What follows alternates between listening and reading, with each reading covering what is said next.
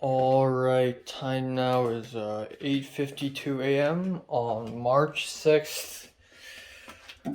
I slept from 3:30 to 8:40. Yeah.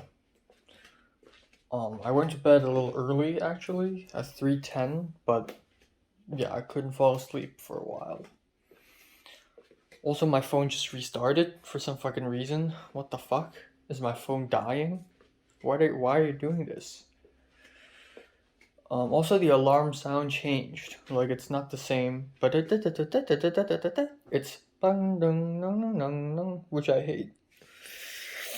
I don't know what's going on. I had a very terrible nightmare where a dog died and somebody cooked dog meat and turned it into steak, and it was so disgusting I almost threw up. I think I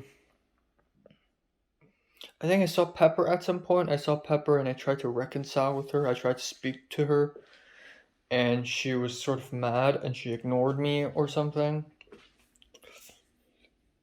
I don't know. I also forgot to mention that yesterday morning I dreamed about a skinny girl who is who's really skinny and suicidal, and I tried to talk her out of committing suicide, and she was really thankful for me for telling her that. So yeah, been dreaming weird lately. So yeah, today's a Monday, which means that today I have Photo 1 class. I don't know if Pepper will show up to my class or not. It's probably not. I'm gonna assume she's not going to. If she does, that's not gonna change much, really. But I can reconcile with Pepper a little earlier. But most importantly, today for Photo 1 class, I really need to speak to the perhaps Hong Konger. There's someone in that class that might be a Hong Konger. I don't know yet. I want to speak to him to find out.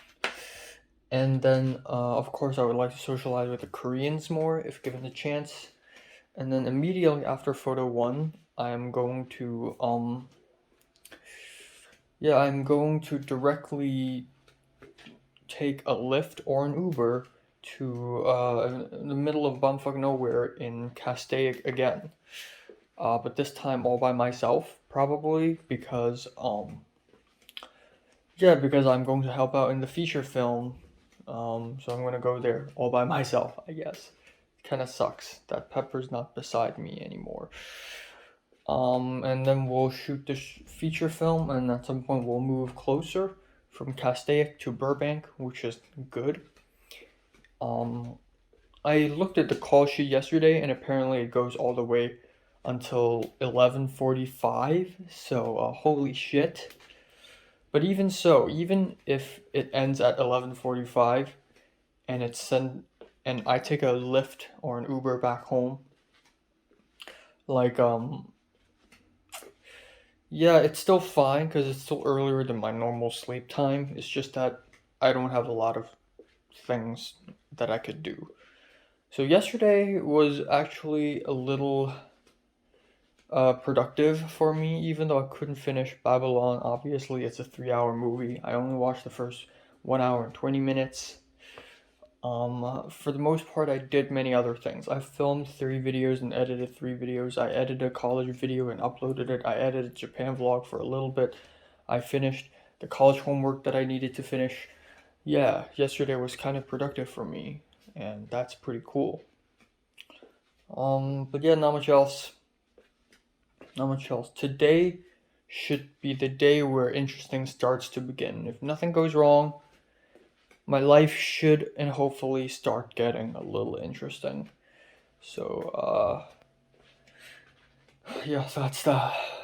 My hair looks like a fucking cake. What's the temperature now? 9 degrees. Okay. Yeah, it's cold as hell. Yeah, that's all.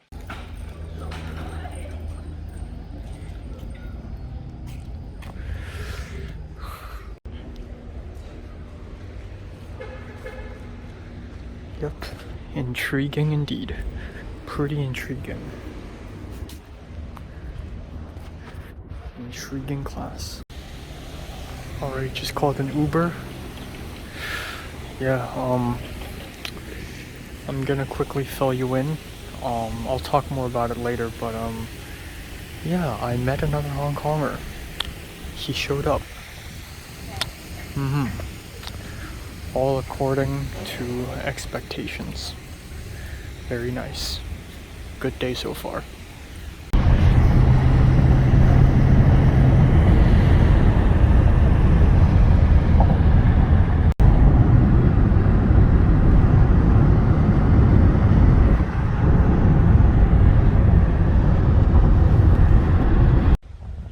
Okay, I have arrived at this house again. Welcome to Castaic. Oh, there are people there. Should be here.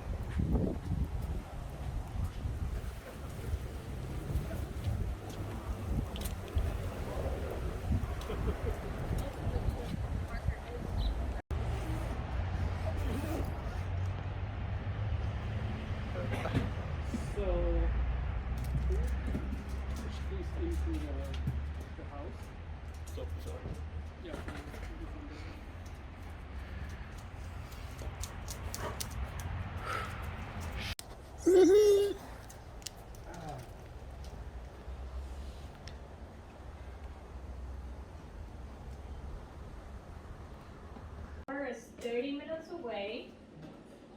Studio is open at 5:30. Have it from 5:30. I'm trying to get us out of here by 4:30. Maybe I'll do some makeup and be on the scene, you know, but.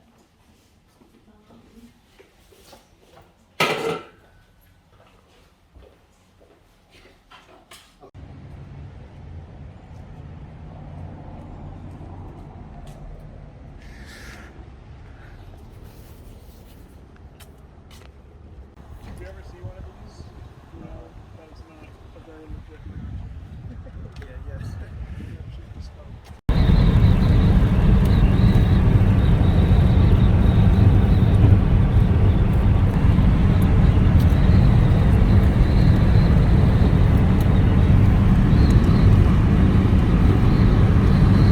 Like you would need to buy.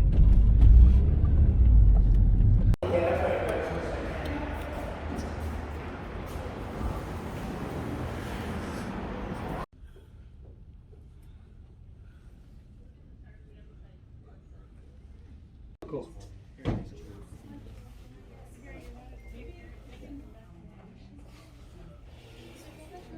So hair right up in there?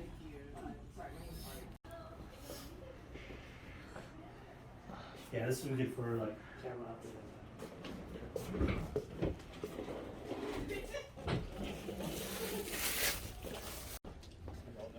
Okay, alright.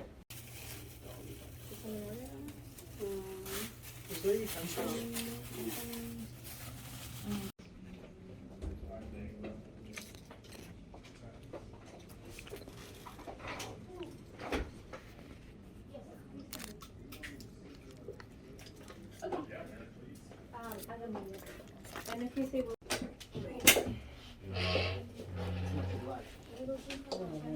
This screen does not like being photographed.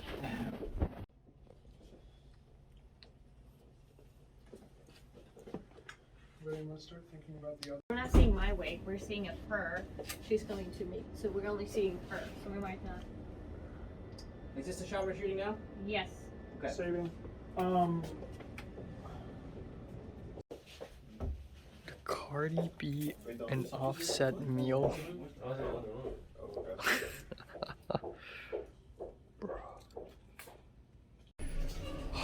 It's 1:43 a.m. What the hell am I doing here? I'm not gonna be able to sleep tonight. Holy crap.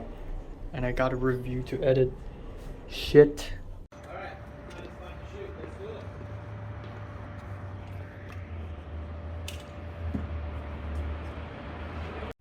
It's 2:47 a.m. There's a crazy homeless guy shouting, like right behind this car. And I can't even fucking see it because the windshield is kind of blocked and muffled. Lauren is copying footage to the director's computer laptop right now. I'm left all alone in this car. By the time I fall asleep tonight, it's probably going to be 4 a.m. or 4:30 actually. Alright, time now is 3:25 a.m. on March 7th. Oh boy, I just came back home about 10 minutes ago maybe. I haven't washed my face or anything. In fact, I'm not gonna. So here's what I'm gonna do now, and then I'm gonna quickly go over what happened today. So I am just going to directly take a shower. I'm gonna drink a sip of water, take a shower, and go to bed. That's it. I'm not even gonna cook myself a meal or anything, even though I obviously did not have enough food today and not enough vegetables. And you know me, a meal is not complete with vegetables. And aside from some small scraps of onions, I haven't had any vegetables today. But honestly, I don't care anymore. I cannot eat anything anymore today. And I also had some coffee, so I may not be able to even fall asleep, which is gonna suck ass. Okay, here's the deal. So today I went to Photo One. I was surprisingly early. I was early by like 6-7 minutes, so that's really great. It's a rare occasion, and I got into class, and I was expecting interesting things to happen. Maybe I will socialize with the Koreans more. Maybe I'll socialize with other people more. And obviously the other Hong Konger, the hidden Hong Konger, I need to find him. I need to fucking find the guy. So right off the bat, the Hong Konger didn't show up. And about 2 minutes, 3 minutes into the class, I'm also exporting a review right now. I just spent about 5 minutes editing an album review, and I'm literally uploading it as we speak because the grind does not stop. It's 3:30 a.m. and I am releasing videos still. I am literally insane. Yeah, 2 minutes into the Photo One class, and the professor took us out to the open area to essentially tell us to do another exercise where we have to film, use a Canon camera, and my camera was running out of battery the whole time, but it didn't die at all. So to meter against a gray board and then take off the board and then to take a picture of someone's face. I wanted to end up in the same group as the Korean girls, and today only 2 Korean girls showed up, like in the Korean trio. There's a 4th Korean girl who is the quiet one, but in the, heavy makeup, dressed up very nicely, dressed up for the gram Korean trio, only 2 of them showed up today. And one of them was my partner last Photo One class. I didn't get to speak to them at all today, unfortunately. There's a Chinese guy who is very obviously Chinese by the way he looks, by the way he's dressed, by his haircut. And I was gonna find an excuse to speak to him. Since the Hong Konger guy's in here, I'm just like, you know what, fuck it. I'm gonna speak to this, this Chinese guy. And I wanted to just sneak up upon him and ask him, hey, what are we doing? But he's even more clueless than I am. And I am probably one of the least clueless people in the whole class because I've taken Film 40 and I know a lot of the basics already. Yeah, what ended up happening was the professor was like, anyone who have loops, come out and stand here. And a loop is a thing where you can like press against the screen of the camera and see if the sunlight is too strong. You need something like that. The Chinese guy has it, but the Chinese guy doesn't know that it's called a loop. So I told him, you have a loop. And he's like, no, I don't. And I'm like, okay. And that's basically our only interaction. And then me and 3 other random people, a black dude,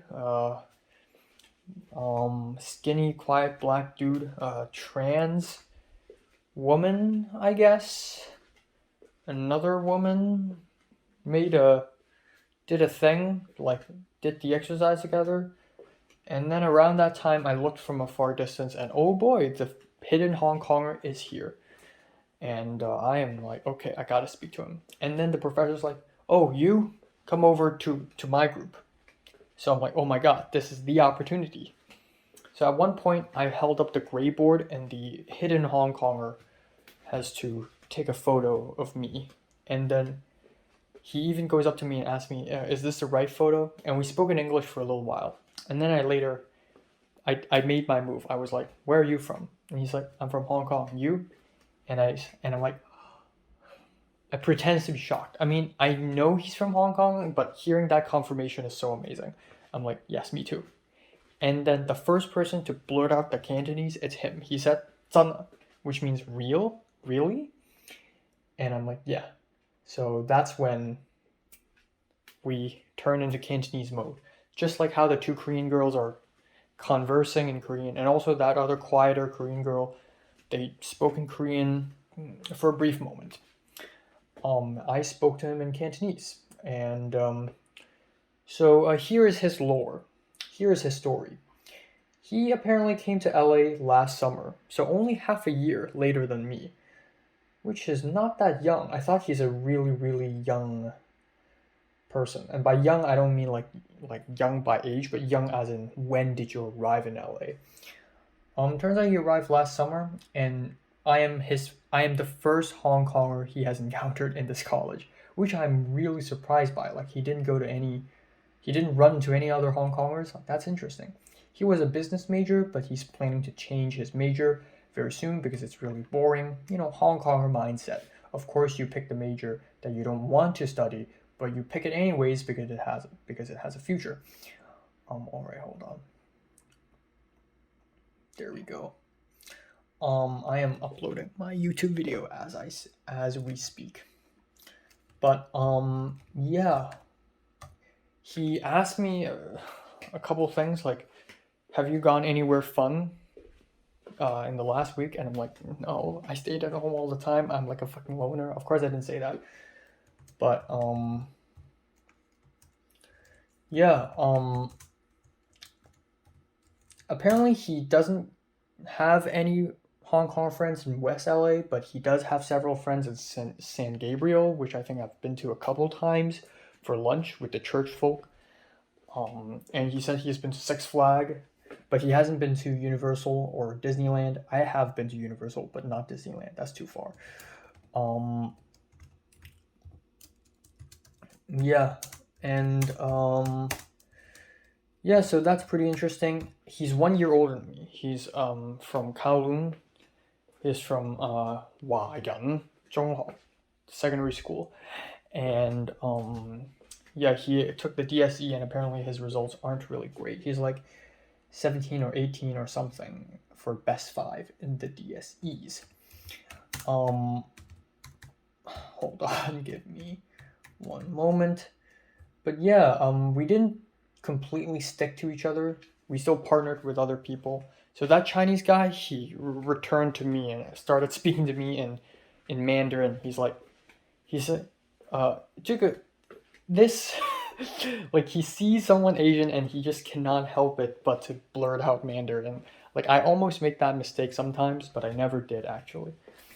And he at the end he's like, "Where are you from?" "I'm from China." And I said, "I'm from Hong Kong." And he's like, "Okay." And he starts speaking to me in Mandarin, and he's like, and he asked me several questions about like what are we doing with the cameras, and I tried my very best to use Mandarin to teach him.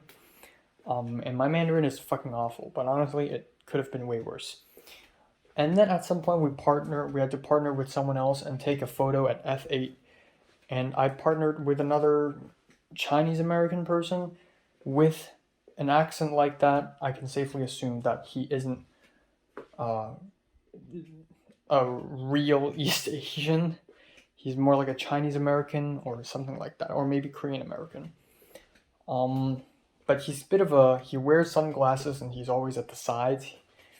He's kind of an outcast type guy, and we took the photo together of each other, and I was like, he's a little shorter than me, a little fat. And I was like, a nice HoloMyth shirt. I looked at his shirt, and it's like Hololive Myth, like Gura and Kali and all that stuff. And I'm like, nice HoloMyth shirt. And he didn't act real surprised, but I can tell he's surprised that there's someone else out there who's able to notice this shirt and is also a fan. And he immediately asked me who's my favorite. And I'm like, in general or just Hollow Myth? And he's like, both. And I'm like, I like Ame, but in general, my favorite is Hachama. And then he's like, oh, it's sad what they did to her. And I'm like, yeah. And then he said he got this shirt at Anime Expo in LA last year. And then this year, they're going to have the voice actress of Kaguya-sama Love is War. And I didn't even know that. I was like, really? And he's like, yeah. And I said, oh, so that's Koga Aoi and Koyohara Konomi. And, you know, and then he said at one point the Demon Slayer voice actor also came, Hana Natsuki. He didn't say that. But he's probably pretty impressed that I even know the fucking names of the voice actresses. Like, I am probably even more of a weeb than him, but yet I socialize harder than him, right?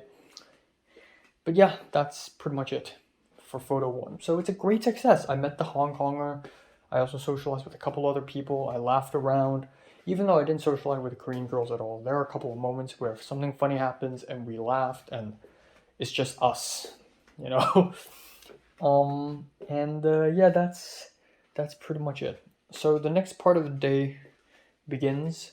I went to the main entrance of the college and called an Uber, $48 fucking all the way to Castaic.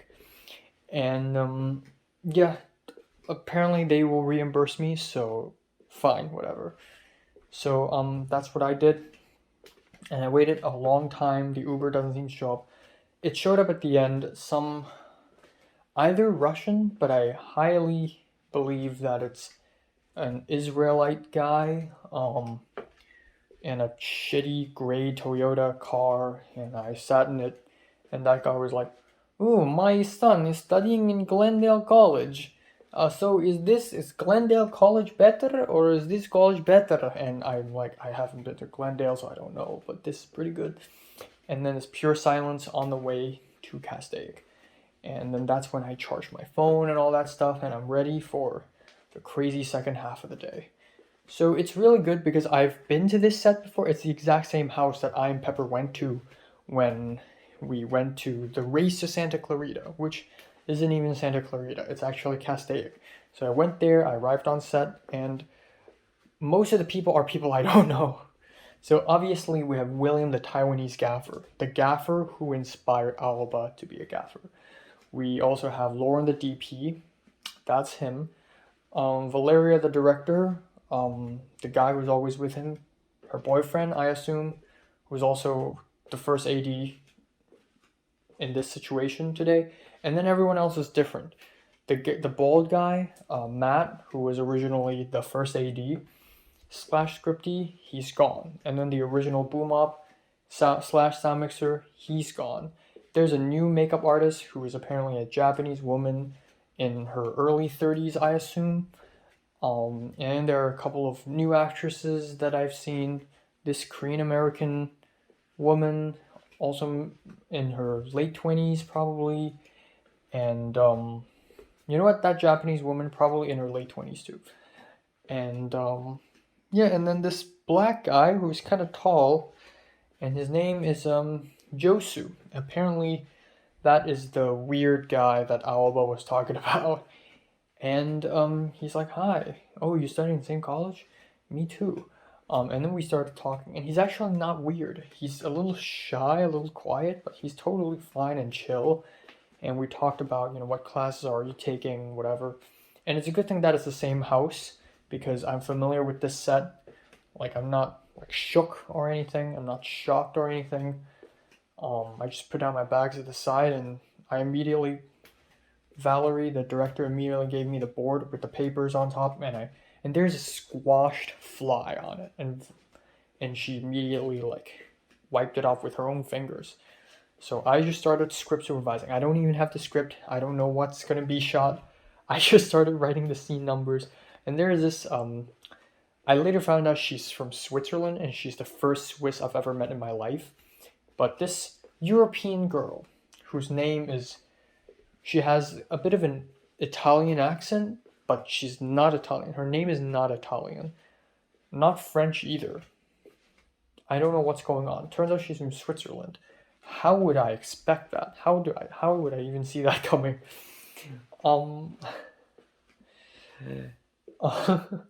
And she's the second AC. So I thought it's a little wild that I'm going into a film set where most of the people are strangers with me and I have trust issues with them. Like if Pepper and Alba aren't here, I feel unsafe. But turns out I feel pretty nice and comfortable today, because Lauren is someone I know. Josu, while it's the first day I've seen him, he is friends. He knows Alba. He's seen Pepper before, and I asked him how did he know Alba. Apparently, it's through Instagram mutuals. So he's friends with Leslie, the Chinese girl. Yes, it's her. And Leslie introduced him to Alba, the same way Leslie introduced Kelvin the Taiwanese to me. And now it's all somehow connected. This black guy somehow infiltrated the Asian squad. He's a American, but apparently his dad is from Haiti and his mom is Nigerian, or the other way around. I forgot. But yeah, that's that. Because he doesn't have a very English name. Josu's not an English name, so he's like a second generation African slash Caribbean. But that's that. Anyways, yeah, his dad is from Haiti. That's a Haitian last name, I think. But yeah, that's that. So we shot a few scenes, and every time we change a shot, it takes like half an hour. It drags on. Just like the last time I and Pepper went onto this set, it's very chilled. Like nothing's happening half the time, and it's very chilled, and it's also very cold today. I'm always amazed by William's gaffing. I'm always trying to observe, like understand, like why is he putting the light there? Why is he putting a diffuser here? Why is he tuning the lights like this? Like it's so complex and interesting, and that's really cool.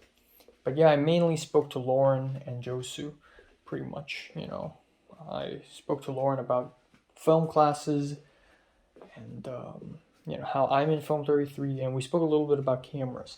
I'm slowly getting into cinematic cameras, and there's like 5-6 moments today where we talked about like cinematic cameras, like Alexa, Arri Alexa Mini versus Red cameras versus Sony Venice, because, we played around with the Sony Venice in the last Film 33, so that's really cool. And Laura was like, "Whoa, I'm so jealous, that's such a fucking good camera."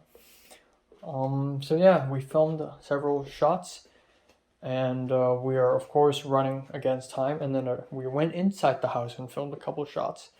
I feel pretty useless as script supervisor. I wish I could improve, because I low-key am going to, like, if I'm scripty for this feature film, my first feature film ever, like the first feature film I ever worked on, I'm scripty. And then with John L's thesis film, I'm scripty. And then Cliff's short film also needs a scripty. And as much as I think being a producer would sound really cool, scripty, you know what, fine, give that role to me.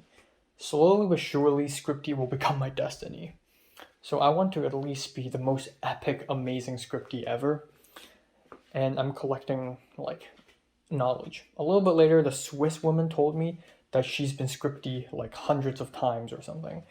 And she knows that, I need to take photos of the monitor to make sure the continuity is working. Some of the best scripties ever even use invisible pen to draw on the monitor to make sure that every single object is in its right place. Some scripties take photos of the set and immediately send those photos into a laptop at the side so that they can keep these photos. Like, oh my god, like, scripties can go really hard.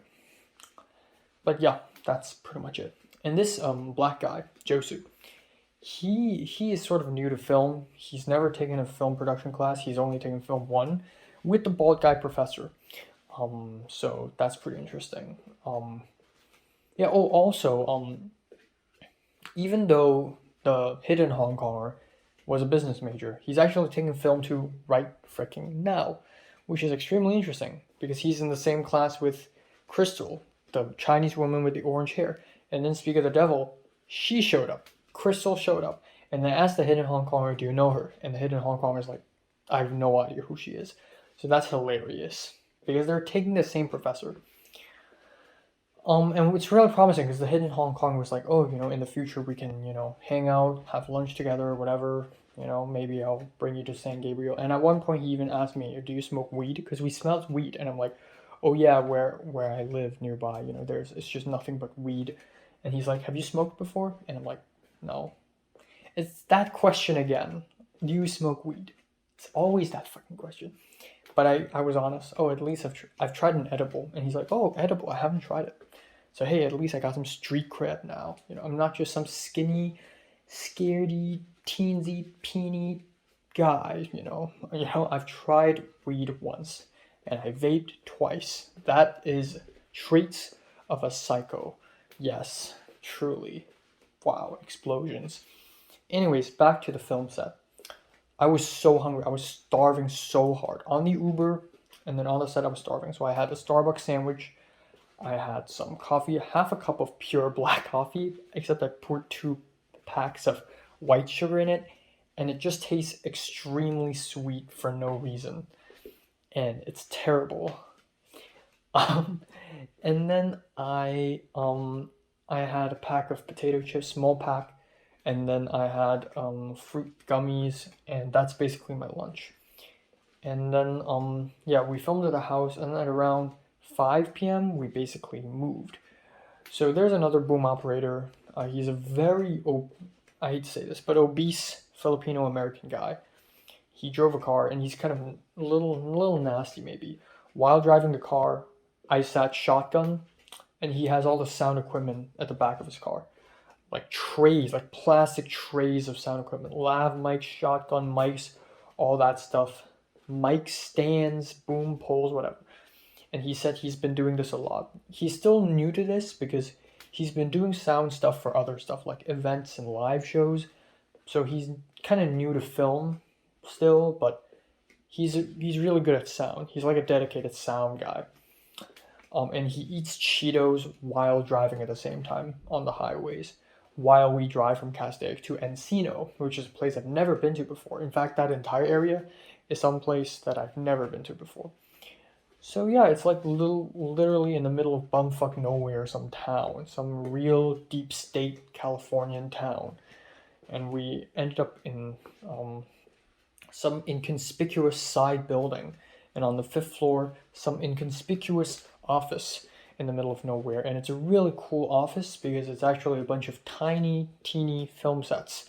A hospital room, a lawyer's room, a la Better Call Saul. There's an interrogation room, a police room. There are rooms full of wardrobes and props and all that stuff. And it's really interesting.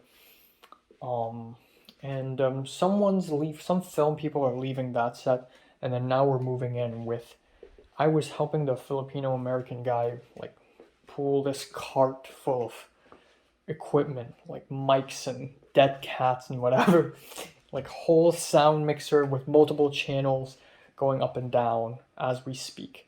And then William and his 20-something boxes of lights, the 600D, the 1200D, the honeycomb, the diffusers, the bounce boards, the fucking flags and silks, and all the light stands and apple boxes and sandbags and all that stuff. It's crazy. Yeah, all the MC LED lights. It's wild. It's freaking wild. And so we went up there, and there's New York pizza. And truth be told, I don't think I've had New York pizza in my life before. I think I have, but it's a big slice, very cold. No pepperoni on my slice, unfortunately. Ate it, quite like it. Still hungry. And that's when the Thai food finally came. So at 6 p.m. I ate dinner, I guess, technically, around that time. But honestly, it's kind of like a lunch dinner thing. A dinner, a dunch, something like that. So I had it, a pork pad thai, and it fucking sucks. It's so salty.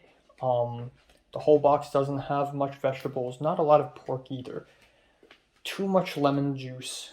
Like, it's already pre-squeezed for us. Like, there's still a small slice of lemon beside the noodles, but it's already, like, you can taste the lemon juice already completely soaked in the noodles.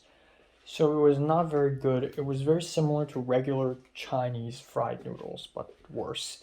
And I got so thirsty at the end. So I chugged bottles of water. I drank 2 bottles of mineral water plus my own bottle of water today. So that's that. I even went to the bathroom once, which is impressive that I only went there only once. And then we went shooting at one of the rooms, the lawyer room, and that took hours. A small, tiny scene that takes about half a page of the script took us like 3 hours because there are huge issues. Every time we change the shot, there's a huge light change. There's so many small issues, and it starts to get really, really, really boring. The other actors who have nothing to do are beginning to fall asleep. The second AC, the Swiss woman, is beginning to fall asleep. I am just there draining my phone battery, not really doing much. Really not much. And then it just goes on and on and on and on. And then we filmed at the hospital room as well, which took a while. And I'm beginning to lose concentration as scripty. I just don't really want to do it anymore. I don't hate it. It's a very easy job, but it shouldn't be, you know. I should make it harder for myself because that's the right way. But yeah, that's that. I spoke with the Japanese woman at some point. Apparently she's from Tokyo, and I said, "Oh, I actually went to Tokyo last winter," and she's like, "Oh, that's really fun." And I said I also went to Nagano and I tried snowboarding, and she's like, "Yeah, snowboarding's so difficult." And then she asked me where I'm from, and I said Hong Kong, and she's like, "Oh, my husband is actually from Hong Kong, but he doesn't speak Cantonese at all because apparently, when he was born in Hong Kong, but he immediately moved to Thailand, and then he immediately moved to Hawaii, and then he immediately came to Japan. So he actually knows Japanese and doesn't know Cantonese, which is interesting." Again, LA is just a very interesting place where you get to meet people from all sorts of places, like someone from Cameroon, someone from Uruguay, someone from Switzerland, someone from Ukraine. I get to meet all sorts of people. That's really interesting. Yeah. I have yet to meet someone from Papua New Guinea. One of these days.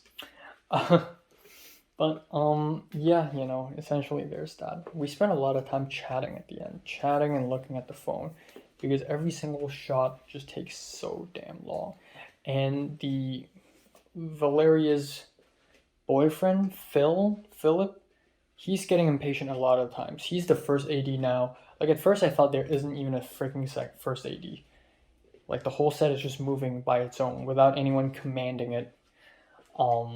Turns out he's the first AD, and he would report the time, like, "Oh, please, how much time do we have? 5 minutes, okay, next scene, please, come on." And we kept running over time.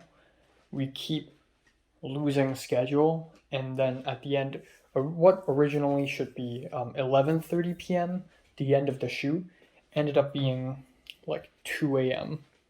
or 2:30 a.m. It was ridiculous. We ran 3 hours late, and we're all really sleepy. At some point, Phil tried to make us excited again and said, "You know what? I'm going to go downstairs and get McDonald's for all y'all." So he went down and he's like, "Do you want a coffee?" And Swiss woman was like, "No." "Do you want a coffee?" Black guy was like, "No." He asked me and I'm like, "No, I'm good." And then he bought everyone iced coffee at the end. So out of respect, I drank like 3 sips, but then I'm done. If I drank any more, I wouldn't be able to sleep, period, full stop. So like 98% of the iced coffee gone to the trash. We filmed a couple shots, just one shot outside of the building, and it was so damn cold. Like, white air, like water vapor came out of my mouth. That was around 2 a.m. in the morning. At some point, the Swiss woman left and made the black guy the second AC. The black guy is the PA, but really, he's the grip. He's helping moving all the stuff, setting up the stands, even though he's not familiar with it at all. He's really shy. Not really shy, but he's really new to this. It's clear that I know even more than him. But for some reason, there are a lot of camera folk. Like, even the obese Filipino-American guy, like, I spoke to him about cinematic cameras, and then I spoke with Lauren about it, and then William weighed in on it. William had a little facial hair now. He's like, "Do you know what my favorite camera is?" And Lauren's like, "I don't know." And he's like, "The iPhone." And we all laughed. But a little later, he talked about how much he dislikes Sony Venice, and then Lauren's like, "But no way, Sony Venice is so versatile and it's so convenient. You know, you can take the sensor out, and that's how they shot Top Gun Maverick and all that stuff." And then the black guy, he started talking about his cameras. He said he has a A7 III as well, and how he has a 50mm and like f1.2, and he's like, yeah, and I'm like, what? Because that shit is a beast. That's expensive. Yeah.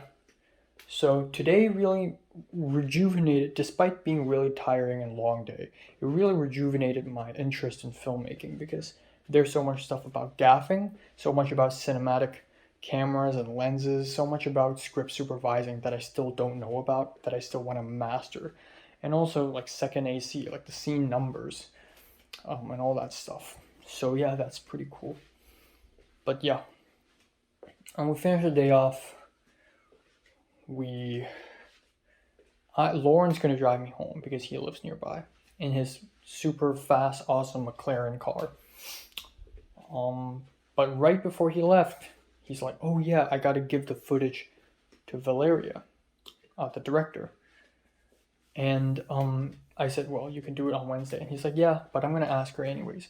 And then she said, "You know what? Give me right now." So Lauren's like, "Okay, you know what? I'm gonna real quick export the footage to her laptop. It's gonna take 10 minutes, super fast." And I'm like, "Okay." So I stayed in the car, and I waited probably half an hour. Oh my god, it's 4 right now. Yeah, so I probably waited half an hour in that car, or at least 20 minutes, and it was so cold. And a crazy, shouty homeless guy walked by, and usually homeless people in LA, which is very common, they shout and they go crazy, but they just walk by. But this one meandered a little bit, and I was kind of afraid. Like, what the heck's going on? Like, are they getting attacked and harassed right now? Turns out, none of the sort happened. At the time, Lauren and his Blackmagic was outside of Valeria's car, and Valeria was recording. Valeria, the obese Filipino American guy, and one of the actresses were in the car, and they were recording lines, like voiceover, for like 10 minutes straight. Lauren stood outside with his Blackmagic in the cold, in the dark, and he was extremely upset. He could have gone back to the car, but no, he's decided to stand outside to assert dominance, you know, be a menace to society. Apparently, he started shooting today at 9 a.m. So all the way from 9 a.m. to 3 a.m. 18 hours of nonstop filmmaking for him. Because earlier today, he also helped film a commercial this morning. So he's extremely tired. He's only slept for like 3 hours. He's near dead. Yet he still has the ability to, you know, mount the Blackmagic on his shoulder. I tried to do that as well, like out at some point. And he also let the black guy, Josu, try it. But yeah, at the end, he went back to the car, and he's kind of pissed that Valerie shut him out of the car and rolled down the windows and let him stand there for like 10 minutes. But yeah, we drove back to this place immediately, and I'm done, I'm out. I honestly thought today I would go back home and have dinner, and I'll be able to eat the broccoli and steak and the tortellini. Well, guess not. That's my dinner tomorrow, I guess. And then, yeah, I even thought, you know, given that I don't have a lot of vegetables, why don't I just go back home immediately, take out some broccoli, squirt some mayonnaise, wash the broccoli, and then just eat it raw, and that's it. But you know what? It's too late. If I eat any more food, I won't be able to fall asleep. I also plan to watch the second half of Babylon. I can't. I'm sorry. So, yeah, the best I can do is to edit my album review, and then I'm fucking out of here. Thank God I don't have a lot of homework. Yeah, that's that. That is that. Tomorrow I'm going to see Pepper and Aoba. Hopefully I get to reconcile with Pepper a little, talk to Aoba a little. I also spoke with Kelvin, the Taiwanese dude, today on Instagram a little, and asked him if he wants to watch Seven Samurai on 35mm on March 25th at downtown LA at night. which is crazy. Cliff is not gonna go because it's too far, and it's too far for me as well. But come on, 7 fucking Samurai. And I said this would be the first film that I actually see, you know. And he's like, "Wow, that's a surprise coming from you because I thought you would watch a lot of films." And I'm like, "Yeah, you know, I didn't really go out constantly and watch movies until I came to LA." So he's like, "Yeah, same in Taiwan. Like in Hong Kong, it's really rare that films would actually be shown, like 35 millimeter, 70 millimeter films. And classic movies are seldom shown in theaters in Hong Kong, but same in Taiwan. Same. So yeah, hopefully he's able to do it on that day. And then a couple days later, I would have to go to the Owl by Ichigo concert, which is equally as exciting. Yeah, I think that's all for today. Gained a couple IGs. Josu the Black Guy, the hidden Hong Konger, and hopefully my world expands. But yeah, it's a very interesting sort of a branch. Really interesting branch off from the Hong Kong. And I thought, I even debated myself whether I should hide the fact that Pepper exists from this hidden Hong Konger. But he already knows that Pepper exists because he saw that at some point in photo class, in photo 1, Pepper showed up. And he's like, "Is she your friend?" And I'm like, "Yeah." And now I guess I have to explain now. "Oh yeah, she's also a Hong Konger." And he's like, "Really?" Because he hasn't met a single other Hong Konger, especially including girls. He asked me, "Do you know other Hong Kong girls?" I'm like, "No." Maybe he's thinking the same thing as I am. Gotta find other Hong Konger girls. So yeah, interesting. We'll see. All right, time now is 10:32 a.m. in the morning on March 7th. Ouch. Like there's this huge, like, it's not paper cut, but it's like a little cut on my thumb that exists because it's so dry, and it healed like a couple days ago, but then now it's hurting again, so that's great. I slept from 4:30 to 10:20. Yeah, so it's 5 hours and 50 minutes, which is actually not that bad.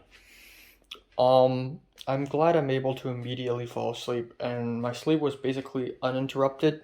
I didn't dream at all. It's clear that I was really fucking tired. Yeah, so there's that. There are a couple more things about last night that I forgot to mention. First of all, the Taiwanese gaffer, William, I wanted to speak to him in a little Mandarin, but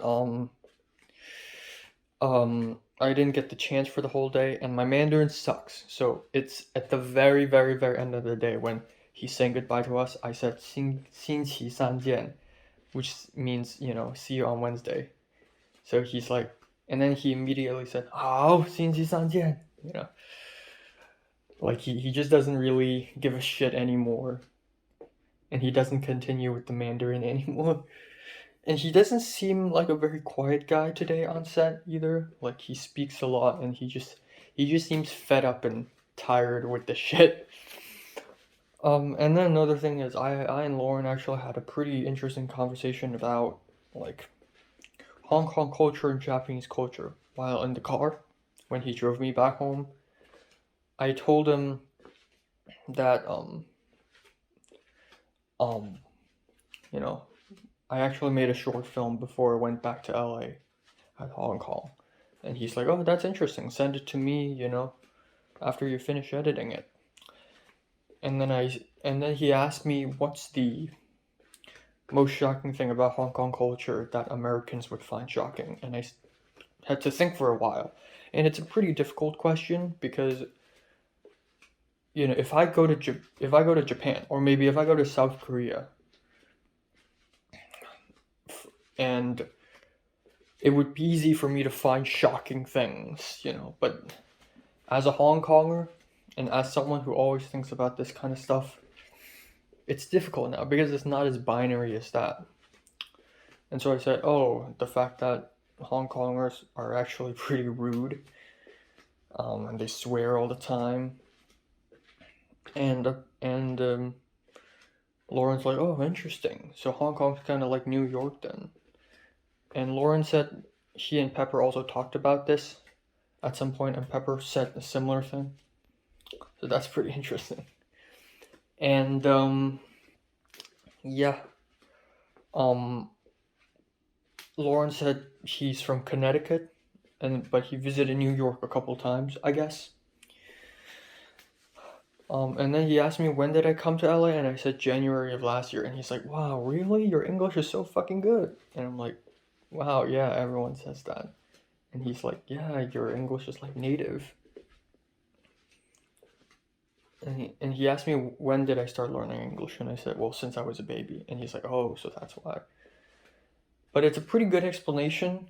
I said, you know, most of the schools in Hong Kong are either trilingual or bilingual. You know, Cantonese, English, Mandarin.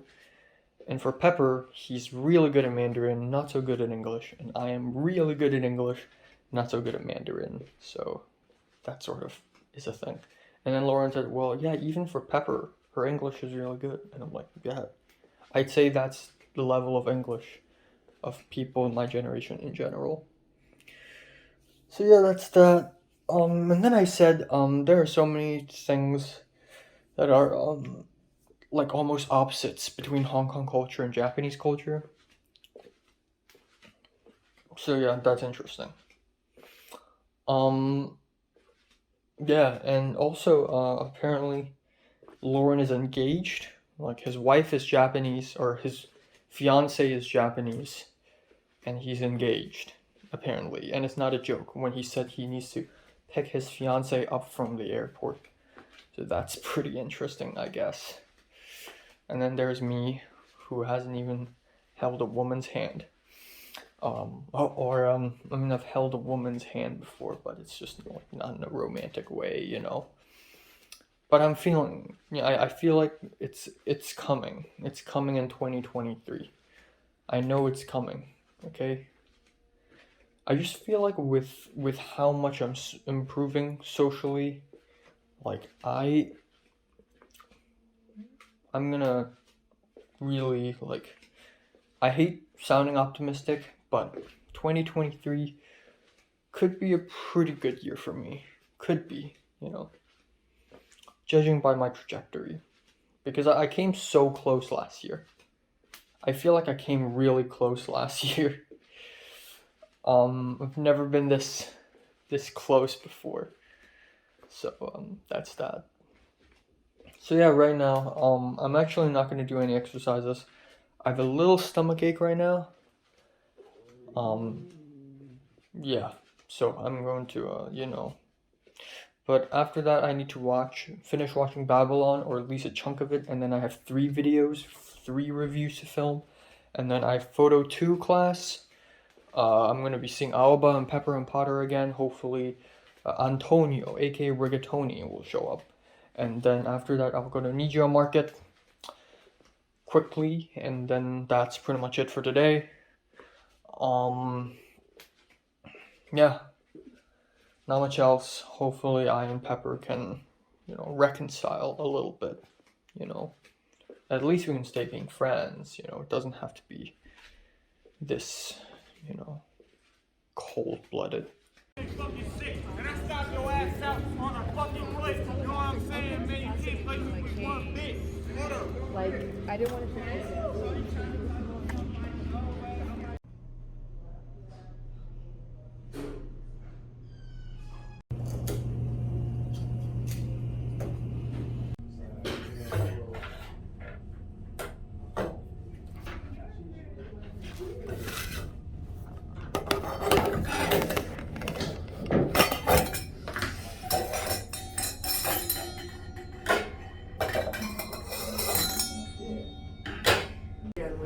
Then you walk over here. This needs to be off. Open it.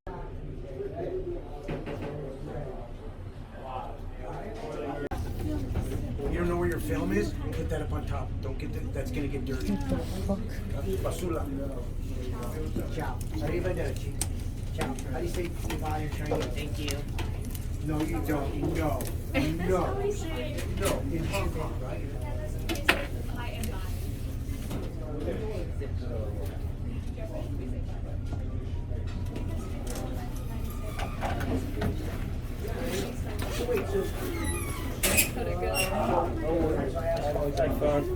Alright, this is what I got from Nijio Market.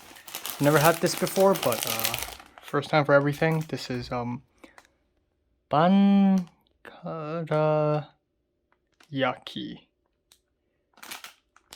Don't know what that is, but it's burnt biscuits, and I love that shit. Okay, I got sandwiches for future lunches. Okay, I've never bought this as well, but a couple chocolate slices because I love them. For one of the dinners, salmon slice. I got vegetable here, dai bok choy. I got a couple yogurt. Also never bought this before. Also, it's Beijing yogurt, so it probably sucks ass, but who cares? Can of Coca-Cola, can of strawberry Fanta, apple jelly, and that's pretty much it. 33 bucks. I don't know why, but I really don't need that much food. I already have a lot, so let's go, I guess. All right, time now is 12:12 after midnight. Yeah, so let me talk about what happened today. Went to Photo 2 class. I was late by like 20 fucking minutes. Yeah, transport system, yay. I went to the bus stop and it's weird because I never noticed this, but there's a French girl in my Photo 2 class, and on the first class she wore pretty revealing clothes, and it's like she's going to the club, you know. And she's kind of quiet too. She's not like one of those basic bitches. Apparently she's French and she's a little shy. But she's also taking the same bus with me. But then I looked at my phone and realized that bus number 17 is not coming. It disappeared out of thin air. So I'm like, fuck it. I'll walk directly to the bus stop. So that's what I did. I just started walking, and I swear I walked for maybe 14-ish minutes. I walked past 3 bus stops until bus 17 actually did show up. It was just late, and I hopped onto the bus. Yeah, and then there she is on the bus, which is really funny. So yeah, I could have just waited at the bus stop right outside my apartment, but I didn't. I decided to walk, and I walked really fast too. But hey, at least there are some leg exercises. But yeah, I then crossed the road and took the second bus, and the second bus isn't coming for a long time, for like 10 minutes. And then it finally came, and then for some reason the French girl isn't on that bus. Maybe she took the 7 before me. But yeah, I essentially arrived in the class about 20 minutes late. But I didn't miss a lot. Essentially, the professor gave us handouts on the Sunny 16 rule, urban landscape, and whatnot. And immediately after that, we went outside of the dark room to take photos. We have about an hour. And then the rest of the class today is basically pure chaos because we really have no idea what happened. A couple weeks ago, we learned how to roll a film into a camera, and we took some photos. And then last week, we learned how to roll a film into a reel, and we learned it once. We did it like once or twice. And we also learned how to develop film, but we never tried it. And today, we're basically doing all that. We're taking photos with the film camera, and then we're unloading the film canister. We're putting the film into the reel, and then we're developing it all by ourselves. Which is crazy. That's a humongous jump. And I don't blame the professor, because this is a really practical thing, and teaching a whole class to do it is really tough. Some people do it faster, some people do it slower, some people have experience, some don't. And the photography department has a limited number of dark rooms, so we have to wait in lines. And it's just pure chaos, essentially. So people who have finished a roll of film stay behind and basically start developing the film. But I still got about 23 shots left in my camera, so let's just take a bunch of photos. So me, Aoba, Potter, like maybe 2/3 of the class went outside of the dark room and started taking photos, and then little by little people start disappearing. Aoba's gone, Potter's gone for some reason. And I assume it's because Aoba's already finished shooting one roll of film, and then Potter's just gone. Maybe same for him, I guess. But Dimitri, the Kazakh, and Diego, the fucker, is still here, and then the French girl, she's here as well, and she, for some reason, decided to stick along with Dimitri and Diego. So I know Dimitri and Diego, so I stuck with them. So I followed them around and took a bunch of photos, and then afterwards, like around the campus, and then afterwards, I ran out of film. At some point, I left the crowd and I took photos on my own. But yeah, I left the team, and then I went back to the dark room where a portion of the students are there. Maybe half the class are in there. Also, Rigatoni, aka Antonio, showed up today as well, and he is just as confused. He tried to load a film into his canister and he freaking ruined it. And he's like, this is his first film since a long time ago. And like, oh. And then Aoba and Pepper are already teaming up and developing their films with 2 other blonde women, like 4 blondes. And Aoba and Pepper originally have black hair. Like, it's so funny. And then I'm here with my film camera and I have no idea what to do. The professor is busy helping the people develop their films. So the teacher assistant, the Japanese girl from Osaka, and a couple other people. There's a black girl. They helped me.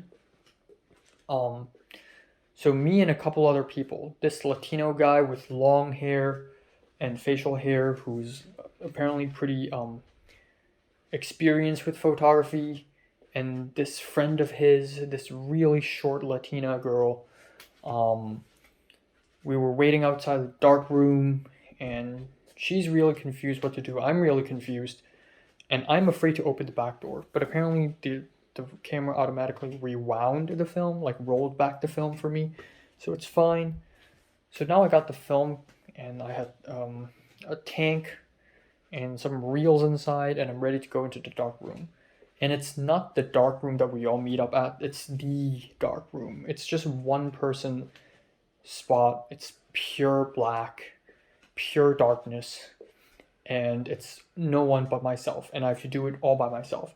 I have to use a can opener to pop open the film canister, roll out the film, and then slide the film into the reel, and then put the reel into the tank, seal the tank, make sure there isn't a single bit of light.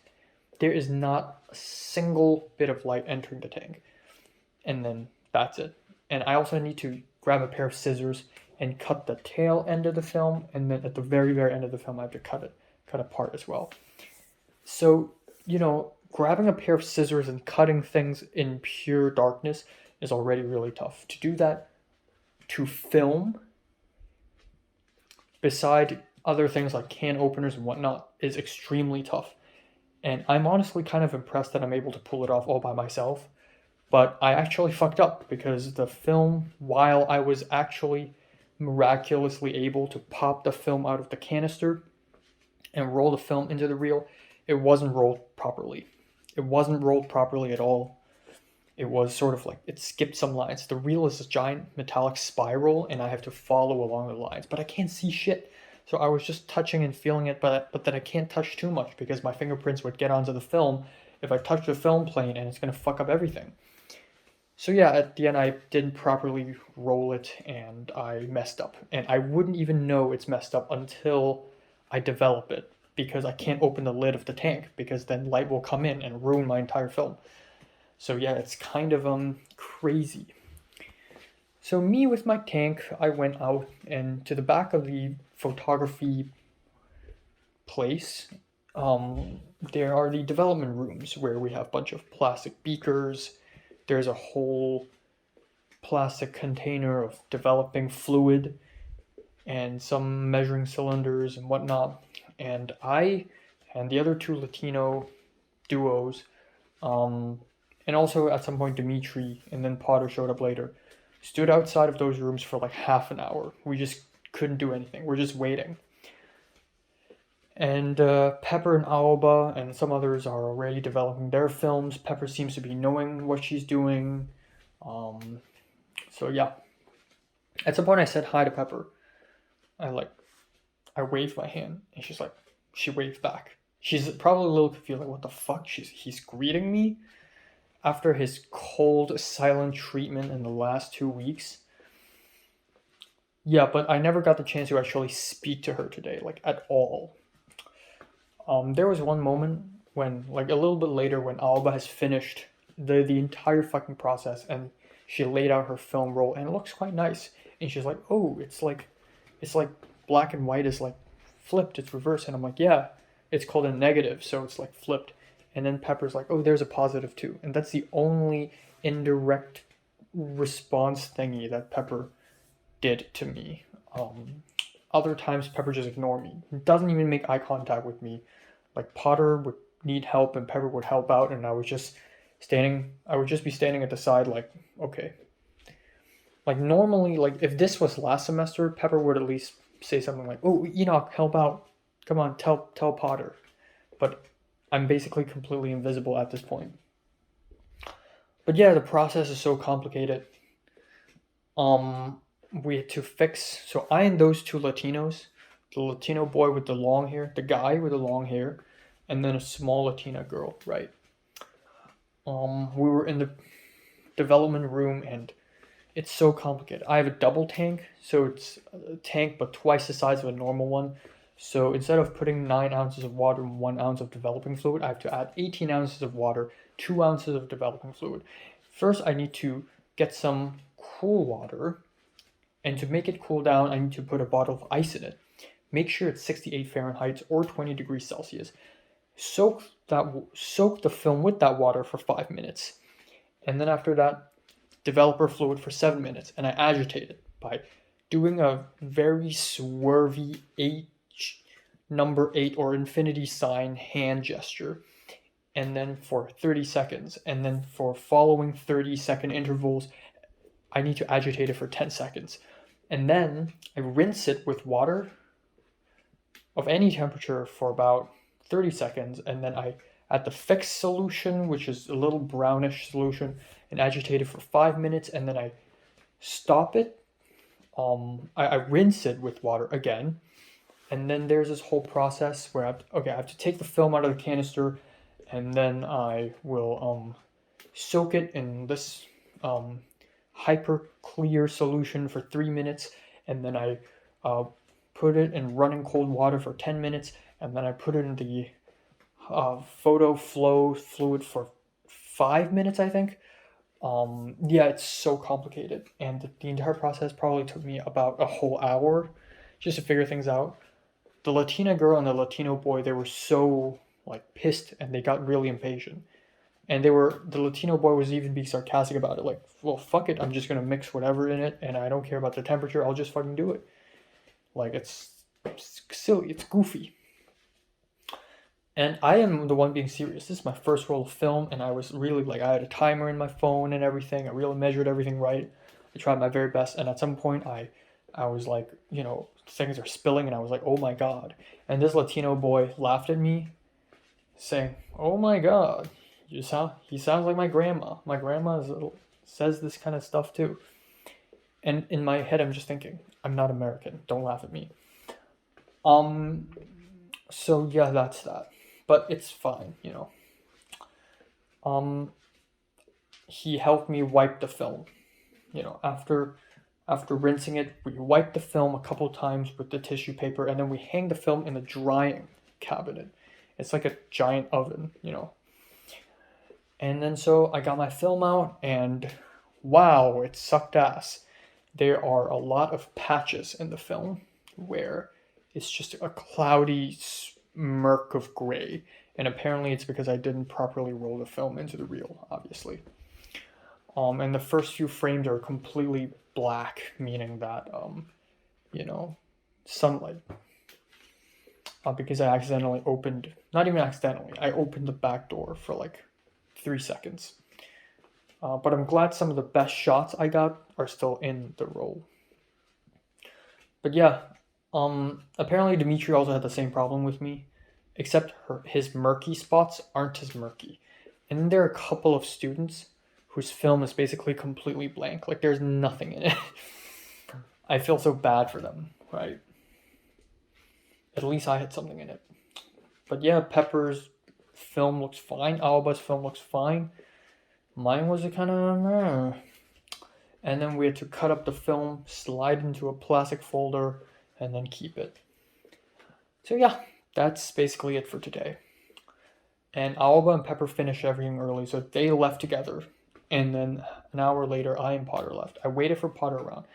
And you know, another reason why I was like, oh my god, is because I'm feeling comfortable. Like, I feel like I can joke around and relax a little bit in front of other people in this class. Maybe now is the time. And then I immediately get laughed at, of course. But it's cool, it's chill.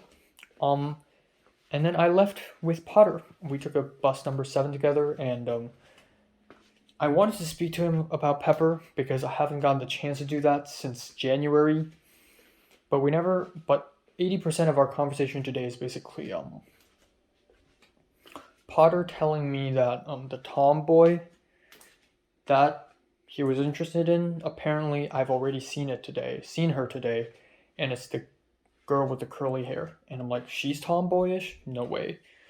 And she used they, them. And so Potter got curious and asked them, why do they use they, them? And then so they explained, so they drove Potter back home, and then they explained, there's sexuality, and then there's gender identity.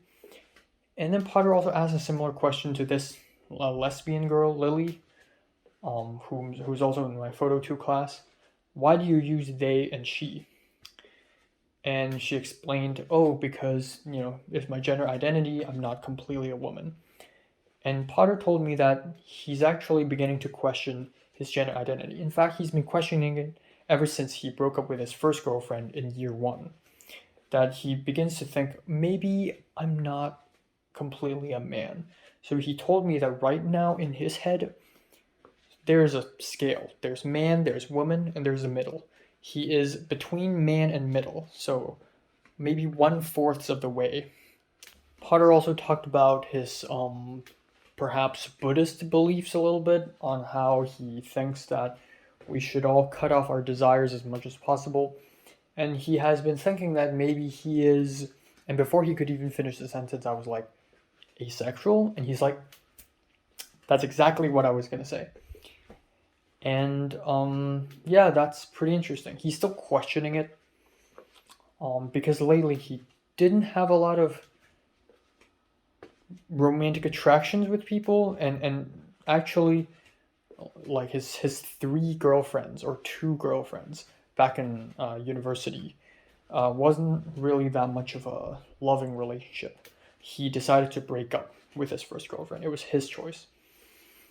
So yeah, that's pretty interesting. And I also told him, for the last few months I've been questioning if I'm, aromantic as well, because I haven't felt this feeling to anyone at all, and I just feel really stale against anyone. Like, maybe it's just my personality, maybe it's aromantic, I don't know, but that's that. Yeah, so that's pretty interesting. And then I realized that I'm very close to my bus stop, so I gotta change the topic fast. So I told Potter, like, a couple weeks ago, I wanted to talk to you about this, and he's like, what is it? And I'm like, it's about Pepper. And he's like, oh, Pepper again. And I'm like, well, seriously, I haven't talked about it to you since January. And I wanted to say that I feel nothing for her, like literally nothing. But given how we've been silent to each other for the last 2 weeks, like, at least we could still say being friends, Like, if Pepper really hates me, maybe, by the end of the semester, she's gone, I'm gone, we're all good. But we're still going to be seeing each other, so I wish I could stay being friends with her. And then Potter said, have you ever gotten the feeling from Pepper where she does something and then you're just like, and I'm like, yeah. And Potter told me how there are moments where because Pepper's always like, oh, I'm I'm a rager. You know, I rage a lot. You know, I always fapehe. I get all angry and brutish all the time. And so sometimes there would be moments where she's gonna explode, with curse words and whatnot, and then she suppresses it. And Potter said this is not a very great quality. I don't know, what does that mean? I mean, does Potter not like the part where she's explosive and angry, or does he not like the part where she suppresses it? Because in my opinion, I love myself an explosive, angry woman. But if she suppresses it, then it sort of means that she's trying to fake it in front of me, when in fact she should feel comfortable doing these things in front of me if we are trustful of each other. But yeah, there's that. And this all made me realize that for the last month or so, Potter and Pepper are way closer than Pepper and me. Like, I don't know what's going on in Pepper's life like right now. I know zero things. Potter definitely probably hang out with her and spoke with her a couple times. So yeah, at this rate, so sad. We all move on. We all keep moving on. Like, Pepper met a couple Hong Kongers in her first semester, including,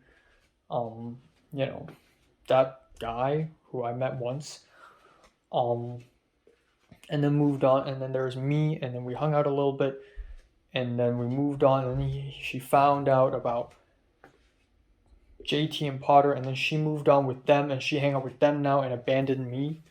The same way I found JT and Potter first, and then we have Diane, and we abandoned her, and then I abandoned them for Pepper, and then now I and Pepper are abandoning each other, and then I'm looking for new Hong Kongers. I just found one yesterday. It's just really sad that we keep betraying people. We keep betraying each other. Not even betraying, just abandoning. We keep distancing ourselves from each other. We keep moving on again and again and again. Maybe it's me. Maybe Pepper will just stick with Potter and JT for the rest of her life. But I will probably move on. I highly doubt that there will be another moment in time where JT, Potter, and Pepper will come together and have a dinner together or anything like that. It's never going to happen. I hate being pessimistic, but I'm just being realistic. That's the truth, We had our moments, we had dinner together, it's haha, and it's just one glimpse of happiness. And then that's it. It's forever downhill from here, And Potter was even like, oh, well, we have a future together. Like, we'll hang out more together. No, it will not fucking happen. JT does not care about me. I doubt Pepper cares about me either. When I was in Japan, when I was in Hong Kong, did Pepper ever think of me? Did Pepper ever miss me? Hell fucking no. I can't read minds, but I can tell that she doesn't. She doesn't even care about me. She doesn't think about me. She could care less about what happens to me. Like, if I get injured, she may be like, oh, sorry for that. And then 2 minutes later, she forgets about it. And I should have the same feeling for her as well. So yeah, that's that. But yeah, every time I move on from people, though, I get better at socializing. I get better and better and better and better and better. Like, I remember how back in April last year, when I and JT and Pepper, when I and JT and Potter hung out, I felt so excluded. Like, I introduced them two together, and now they're hanging out and excluding me. And I was the weak, stupid idiot one, and I was so fucking sad that day. And then it got a little better when I and Pepper and Potter hang out. We had weed together. It's them two as well, excluding me. I'm always excluded in every social situation possible. But this time it's a little better. I am not completely ignored. I get better and better and better, I just get better and better. So I highly believe that the next time I have a solid group of friends, I will be even more solid with them. So that's that. I remember what I said a few years ago, I think in Form 5, I cried my ass off in front of the camera and I said, I am jealous of people. I'm jealous of people like Natalie. I'm jealous of people like I was never jealous of Leo, but you know, I would feel like, come on, he gets to have a girlfriend. But I would be jealous of people because people exclude me, right? Even if it's not like a dating thing, even if it's a friends thing, you know, Natalie, Leo, Topher, they all hang out together. Potato Gang, they all hang out together. And I don't. I get excluded. Nobody tells me anything. Nobody tells me the hangouts. Nobody tells me the drama. And I am so jealous. I was so jealous, and I said, I don't want to be jealous. I want to make other people jealous. I know it is a very evil attitude, but it's what makes me keep going. I want to be the one who makes others jealous. I want other losers to be jealous of me. I want the positions to switch. Because I want to know how it feels like to be more powerful than other people. It's not just be powerful, it's to be more powerful than others. Like, there has to be a hierarchy. There has to be a difference. So, yeah, that's that. But yeah, enough with the rant. It's my bus stop. I have to get off. So, unfortunately, I and Potter couldn't speak for much. Anyways, and I guess I'll have to wait for next Tuesday, and then maybe I'll get the chance to speak to him. And then it's so funny because I wanted to get off the bus, and the middle door is not opening, so I went up to the entrance of the bus, and then a blonde-ish girl came up, and I was like, that looks like Aoba. And it is her with a bag of groceries. I hate using the word groceries, it's so American. But yeah, it's Aoba, and she's like, oh, Enoch, what are you doing here? No, she didn't say that. She's like, oh, Enoch, hi. And I'm like, hi. And I'm like, bye. And she's like, bye. And then I just left. And it's so funny. I saw Aoba walk to a seat and sit alone. Like, even though Aoba probably didn't notice that Potter's there, and Potter probably doesn't notice that Aoba's there as well. But yeah, I walked across the road, walked to Nijio Market, bought some stuff, came back home, had dinner. Yada yada. You know, that being said though, I don't have the same sort of anger that I had from Form 5, you know, when I was like, I want to be the one who makes other people jealous. You know, even though I'm not tight with Pepper and Potter, they're not my whole world. Like, I got so many other people. I got Cliff and Justin and Leslie and Aoba. I got connections now as well. And it's actually nice that I've expanded so much. Like, think about it. Cliff, Justin, Leslie, Aoba, all these people are people I know from round 2. And then Pepper, Potter, JT, they're all from round 1. So I'm expanding my circle even further. So that's really cool. Speaking of Kelvin, the Taiwanese dude, he said he isn't available to watch Seven Samurai on 35mm on March 25th at night. And as much as I would love to go, here are a couple of reasons why I probably shouldn't go. At night at downtown, kind of dangerous. Second of all, you know, if I want to go to downtown and back, I can take a bus there and whatnot, but if I want to go back, I won't take a bus. I'll take an Uber, and I'm not sure if it's going to be worth it, because I'll be spending a lot of money again. I'll be taking the Uber again 2 days later on March 27th for the Aoba Ichiko concert. So I really don't know if it's worth it or not. I really don't know. But yeah, again, I've never seen a film in 35mm, so I don't know. Maybe I should. Maybe I shouldn't. I need to give it some thought. But yeah, I really don't have a lot of time today. I still gotta watch a movie. I definitely won't be able to finish it, by the way. Yeah. I was brushing my teeth this morning, and then I stabbed my gum with my toothbrush again. So that was hurting. And it's probably gonna turn into a sore, so that's exciting. And yeah, tomorrow I'll be helping out with Once in a Blue Moon, again, the feature film. And I low-key just want to say no, but then I already agreed to, so okay, I guess. And yeah.